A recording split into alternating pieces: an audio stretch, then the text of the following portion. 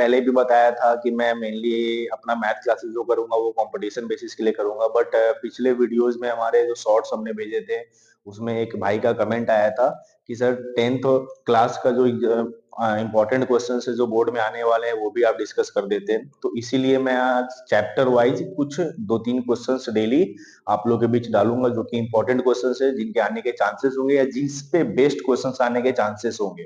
तो चलिए इसी बात से स्टार्ट करते हैं। तो देखिए, आज मैंने लीनियर इक्वेशंस इन टू वेरिएबल्स जो चैप्टर है उससे कुछ इंपॉर्टेंट क्वेश्चन बनाए हैं जो हम बारी बारी डिस्कस करेंगे। ठीक है, सबसे पहला क्वेश्चन मैं क्या बोल रहा हूँ कि on comparing the ratios a1 by a2, b1 by b2 and c1 by c2, find out whether the following pair of linear equations are consistent or inconsistent। वैसे देखा जाए तो ये क्वेश्चन जो आने के चांसेस रहते हैं ना, ये क्वेश्चन ज्यादा आने के चांसेस रहते हैं आपके मल्टीपल चॉइस क्वेश्चंस में, कि आपको दो इक्वेशन दे देगा, बोलेगा कि ये कंसिस्टेंट है या इनकंसिस्टेंट है। जहां तक आपको याद होगा, जब आप लोगों ने लीनियर इक्वेशन कैरेक्टर को पढ़ा होगा तो आप लोगों को पता होगा कि बताया गया होगा ये चीज की जो linear equation in two variable का स्टैंडर्ड फॉर्म होता है वो होता है a1ax plus by plus c equal to 0। अगर हम दो इक्वेशन लिखते हैं तो इसी को हम क्या कर देते हैं a1x plus b1y plus c1 equal to 0 और a2x plus b2y plus c2 equal to 0। यहाँ हम pair of linear equation in two variables की बात करते हैं। तो आप लोगों को बताया गया होगा ये चीज कि कंसिस्टेंट और इनकंसिस्टेंट में जब बात की जाती है तो कंसिस्टेंट हम तब बोलते हैं पेयर ऑफ लीनियर इक्वेशंस को जब उनके सॉल्यूशन निकलते हैं, और जब अगर उनके सॉल्यूशन नहीं निकल रहे होते हैं तो हम लोग बोलते हैं कि वो कैसे होंगे, इनकंसिस्टेंट होंगे, जैसा आप लोगों को बताया गया होगा। ठीक है, अब वो किस कंडीशन पे बेस्ड है, वो बेस्ड है इन कंडीशंस पे। वो किस पे बेस्ड है, वो हम लोग देखते हैं इन रेशियोज से। a1 by a2, b1 by b2 और c1 by c2 के जो रेशियो आते हैं उनसे देखते हैं। एक बार मैं आप लोग को याद दिला दूं कि कैसे देखते हैं इसको। ठीक है, हम लोग क्या करते हैं, हमारा जैसे मान लीजिए पहला इक्वेशन हमारा ये है कि 3x plus 2y equal to 5 और 2x minus 3y equal to 7। अगर इसको हम यहां लिखें, ठीक है, 3x plus 2y equal to 7, sorry 3x plus 2y equal to 5 और दूसरा इक्वेशन है 2x minus 3y equal to 7। आप अगर एक तरफ ना चाहते हो तो 5 इधर आके माइनस में हो जाएगा तो ये -5 इक्वल टू 0 हो जाएगा, और इसको लाओगे तो -7 इक्वल टू 0 हो जाएगा। तो अगर आप इस इक्वेशंस को, इस पेयर ऑफ इक्वेशंस को कंपेयर करते हो इसके स्टैंडर्ड फॉर्म से, तो आपको पता चलेगा कि a1 का वैल्यू यहाँ पे 3 है, b1 का वैल्यू 2 है और c1 का वैल्यू -5 है। इसी तरह से सेकंड इक्वेशंस को तब देखेंगे तो a2 का वैल्यू 2 है, b2 का वैल्यू -3 है और c2 का वैल्यू कितना है दोस्तों, -7 है यहाँ पे। अब देखिए, तो हम लोगों को बताया गया था कि सॉल्यूशन दो तरीके से निकलता है, एक होता है यूनिक सॉल्यूशन और एक होता है यहाँ पे हमको मिलता है इनफाइनाइटली मेनी सॉल्यूशन। तो यूनिक सॉल्यूशन कब मिलता है, यूनिक सॉल्यूशन हमको तब मिलता है जब a1 बाई a2 जो होता है वो नॉट इक्वल टू होता है b1 बाई b2 के। ये वाले कंडीशन पे, ये वाले कंडीशन पे हमको यूनिक सॉल्यूशन मिलेगा, मतलब जो दो इक्वेशन होंगे उनके एक ही कॉमन सॉल्यूशन होंगे, और ग्राफिकली अगर देखा जाए तो वो इंटरसेक्टिंग लाइंस देते हैं हमें। तो यहाँ देखते हैं रेशियो, तो a1 बाई a2 निकाल रहे हैं तो ये 3/2 आ रहा है। a1 बाई a2 हमने निकाला तो वो कितना आ रहा है, 3/2। ये a1 बाई a2 की वैल्यू है, और यही हम b1 बाई b2 निकालेंगे तो ये आ रहा है -2/3। ये किसी भी एंगल से अगर हम इसको देखें, a1 बाई a2 का वैल्यू 3/2 आया, b1 और b2 का वैल्यू -2/3 आया, इतना हमें पता है कि ये दोनों वैल्यू जो है वो आपस में इक्वल नहीं है, और नहीं है इट मींस हमको कैसा सॉल्यूशन मिल रहा है, हमको यूनिक सॉल्यूशन मिल रहा है। और सॉल्यूशन मिल रहा है ये अपने में कह रहा है कि ये पेयर ऑफ लीनियर इक्वेशंस कैसे होंगे, कंसिस्टेंट होंगे। तो इस तरीके से हम लोग देखा जाता है कि अगर पेयर ऑफ इक्वेशंस आपको दिए हुए हैं तो कैसे हम फाइंड आउट करेंगे कि वो कंसिस्टेंट है या इनकंसिस्टेंट है। तो इस टाइप के क्वेश्चंस आपके एमसीक्यू में आने के चांसेस रहते हैं।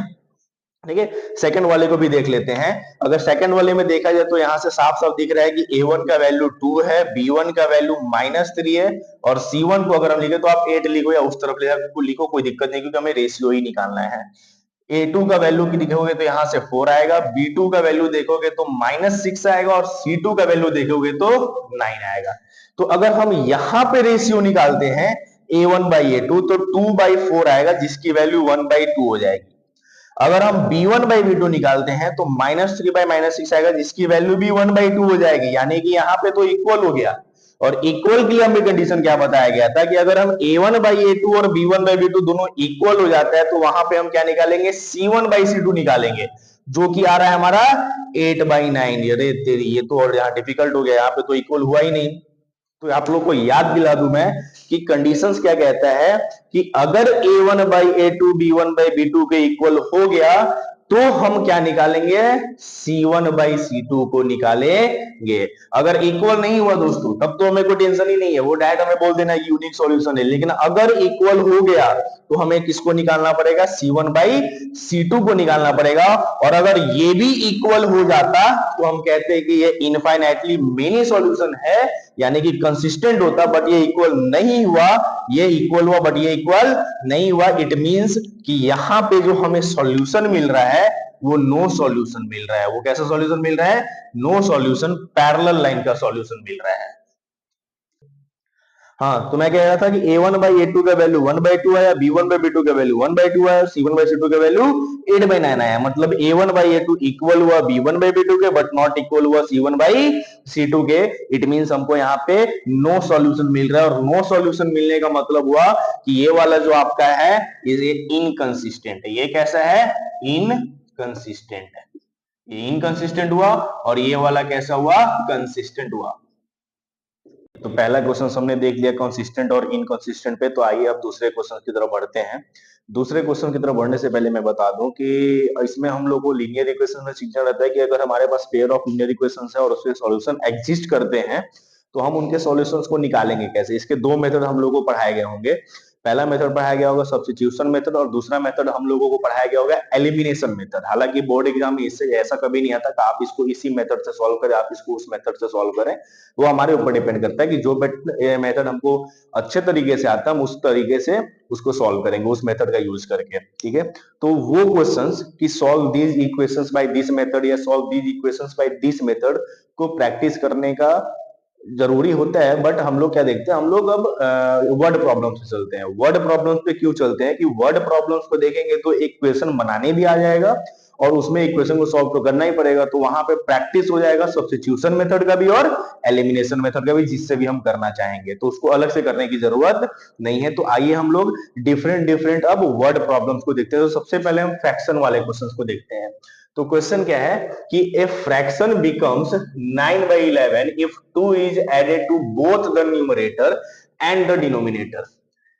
ठीक है, देखो लीनियर इक्वेशंस को पढ़ने का सॉरी वर्ड प्रॉब्लम्स को पढ़ने का एक तरीका क्या होता है कि वर्ड प्रॉब्लम्स हम तभी सॉल्व कर पाएंगे जब हम उस क्वेश्चंस को टुकड़ों में बांट के उसको समझने की कोशिश करेंगे। क्वेश्चन में क्या बोला है कि ए फ्रैक्शन बिकम्स 9/11, एक फ्रैक्शन 9/11 हो जा रहा है, उसके फ्यूचर में होने की बात कर रहा है, फ्यूचर में होगा। इट मींस पहले से कुछ एग्जिस्ट कर रहा होगा तभी तो ये होगा, क्योंकि यहाँ कंडीशन दिया हुआ है कि वो 9/11 तब होगा if 2 is added to both the numerator and the denominator. अगर हम न्यूमरेटर और डिनोमिनेटर दोनों में 2 ऐड कर रहे हैं तब जाके हमारा फ्रैक्शन ये बन रहा है। इसका मतलब कि फ्रैक्शन पहले से एग्जिस्ट कर रहा है, और पहले से एग्जिस्ट कर रहा है, यहीं पे हमारा पहला स्टेप होता है क्या कि हम लेट करेंगे कि लेट ओरिजिनल फ्रैक्शन भी कितना, x/y। मान लो a/b मान लो, आपकी मर्जी, आप दो लेटर मानना चाहते हो वो लेटर मान लो, सबसे प्यार करना है। ठीक है, तो अब फ्रैक्शन बिकम्स 9/11। अब कंडीशन 1 पे चलते हैं। तो कंडीशन फर्स्ट क्या कहता है हमें, कंडीशन फर्स्ट हमें क्या कहता है, कंडीशन फर्स्ट हमें कहता है कि अगर हम न्यूमरेटर और डिनोमिनेटर दोनों में 2 को ऐड कर रहे हैं, किसको ऐड कर रहे हैं, 2 को, यानी कि पहले से न्यूमरेटर कितना था, x था, उसमें 2 को ऐड कर दिया डिवाइडेड बाय, अब डिनोमिनेटर की बारी, तो डिनोमिनेटर y था, उसमें 2 को ऐड कर दिया। तो अब ये फ्रैक्शन जो है ना, न्यूमरेटर बाय डिनोमिनेटर, इसकी वैल्यू कितनी हो जा रही है अकॉर्डिंग टू क्वेश्चंस, 9/11 हो जा रहा है। और जब यहां से हम क्या करेंगे, यहां से हम इसको क्रॉस मल्टीप्लाई करेंगे तो 11 मल्टीप्लाई होगा x प्लस 2 से और 9 मल्टीप्लाई होगा y प्लस 2 से। तो यहां से हमारा इक्वेशंस बनने की तरफ बढ़ रहे हैं। 11 इंटू एक्स 11x हो गया, प्लस 11 इंटू 2 22 हो गया, 9 इंटू वाई 9y हो गया, प्लस 9 इंटू 2 18 हो गया। तो यहां से आपका इक्वेशन क्या बना कि 11x minus 9y plus 22 minus 18 equal to 0 transposing किया हमने। तो 11x minus 9y plus 4 equal to 0, ये आपका क्या बन गया, ये आपका पहला इक्वेशन बन गया। चलिए, तो फर्स्ट हमारा इक्वेशन बन चुका है कि 11x minus 9y plus 4 equal to 0 हमारा क्या है, फर्स्ट इक्वेशन है। अब सेकंड इक्वेशन की तरफ बढ़ते हैं, सेकंड कंडीशन की तरफ। सेकंड कंडीशन में क्या बोला गया है कि if 3 is added to both the numerator and the denominator.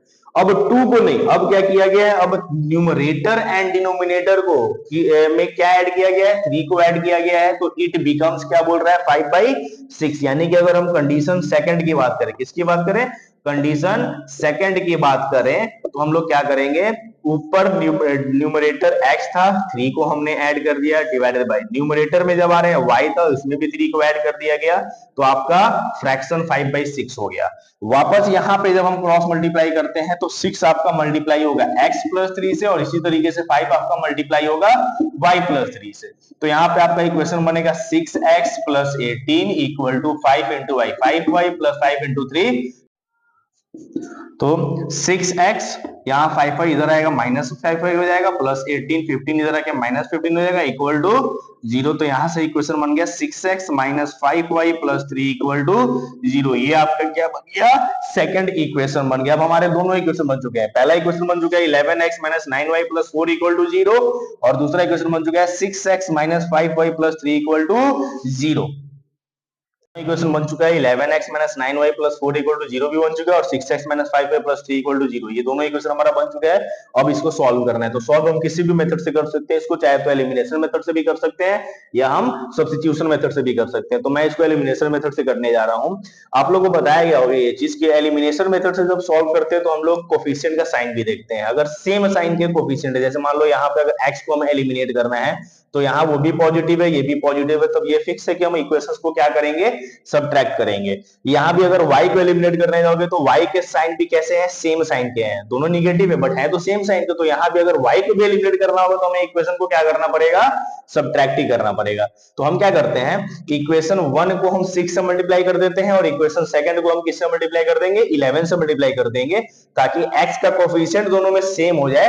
तो सबट्रैक्ट करके हम x को क्या कर सके, एलिमिनेट कर सके, और वहां से हमारे किसकी वैल्यू आ जाएगी, y की वैल्यू आ जाएगी। तो हम क्या करते हैं, सबट्रैक्ट करते हैं। तो multiply 6 in equation 1 and 11 in equation 2, and then subtract equation second from equation 1। तो आइए सबट्रैक्ट करके देख लेते हैं। तो यहाँ पे जब हमने 6 से मल्टीप्लाई किया तो ये वाला इक्वेशन बन गया आपका 66x minus 54y plus 4 into 6 24 equal to 0, ये 54y है। जब इसको हमने 11 से मल्टीप्लाई किया तो ये बन गया 66x minus 5 into 11 55y plus 3 into 11 33 equal to 0। अब हम जब इसको सबट्रैक्ट करेंगे तो ये माइनस हो जाएगा, ये आपका प्लस में चला जाएगा, ये माइनस में चला जाएगा, तो ये आपका कैंसिल हो गया। तो 55y प्लस में 54y माइनस में, तो ये आपका प्लस y हो गया। 24 माइनस 33 माइनस 9 हो गया इक्वल टू 0। तो y माइनस 9 इक्वल टू 0 हो गया, यानी कि यहाँ से y की वैल्यू कितनी आ गई, y की वैल्यू 9 आएगी, यानी कि हमारा a का वैल्यू निकल गया। अब क्या करेंगे, इस y के वैल्यू को किसी भी एक इक्वेशन में पुट करेंगे। तो on putting the value of y in equation 1, equation y का वैल्यू निकल गया। y को क्या करेंगे हम, इक्वेशन नंबर 1 में पुट कर देंगे। तो इक्वेशन नंबर 1 क्या था, 11x माइनस 9y, तो 9y प्लस 4 इक्वल टू 0। तो 11x माइनस 9 इंटू y का वैल्यू कितना, 9 प्लस 4 इक्वल टू 0। तो इसके बाद क्या आ जाएगा आपका 11x माइनस 9 इंटू 9 81 हो गया, प्लस 4 इक्वल टू 0। तो यहाँ से 11x माइनस 77 इक्वल टू 0। तो 11x की वैल्यू कितनी हो गई, 77 हो गई। तो x की वैल्यू यहाँ से कितनी हो जाएगी, 77/11 यानी कि 7। यहाँ मतलब आपका x का वैल्यू 7 हो गया।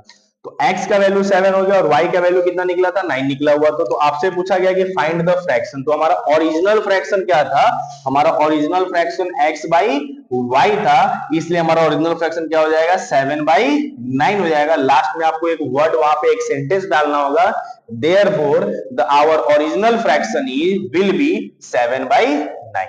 Thank you. चलिए ठीक है, तो आज के लिए बस इतना ही काफी है। नहीं सॉरी, इक्वेशन y का वैल्यू निकल गया। y को क्या करेंगे हम, इक्वेशन नंबर 1 में पुट कर देंगे। तो इक्वेशन नंबर 1 क्या था, 11x माइनस 9y, तो 9y प्लस 4 इक्वल टू 0। तो 11x माइनस 9 इंटू y का वैल्यू कितना, 9 प्लस 4 इक्वल टू 0।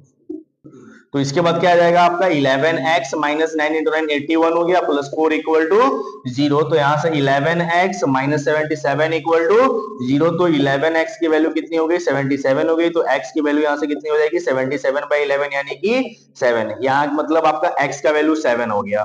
तो x का वैल्यू 7 हो गया और y का वैल्यू कितना निकला था, 9 निकला हुआ था। तो आपसे पूछा गया कि फाइंड द फ्रैक्शन, तो हमारा ओरिजिनल फ्रैक्शन क्या था, हमारा original fraction x by y था, इसलिए हमारा ओरिजिनल फ्रैक्शन क्या हो जाएगा, 7 बाई 9 हो जाएगा। लास्ट में आपको एक वर्ड वहां पे एक सेंटेंस डालना होगा, therefore the our original fraction is will be 7 by 9। तो आज के लिए इतना ही रखते हैं हम लोग। कल और वीडियो हम लोग लाएंगे और भी क्वेश्चंस के साथ, कल हम लोग आएंगे जिसमें हम लोग लीनियर इक्वेशंस के और भी वर्ड प्रॉब्लम्स देखेंगे। आज के लिए इतने रखते हैं। थैंक यू, धन्यवाद, जय हिंद।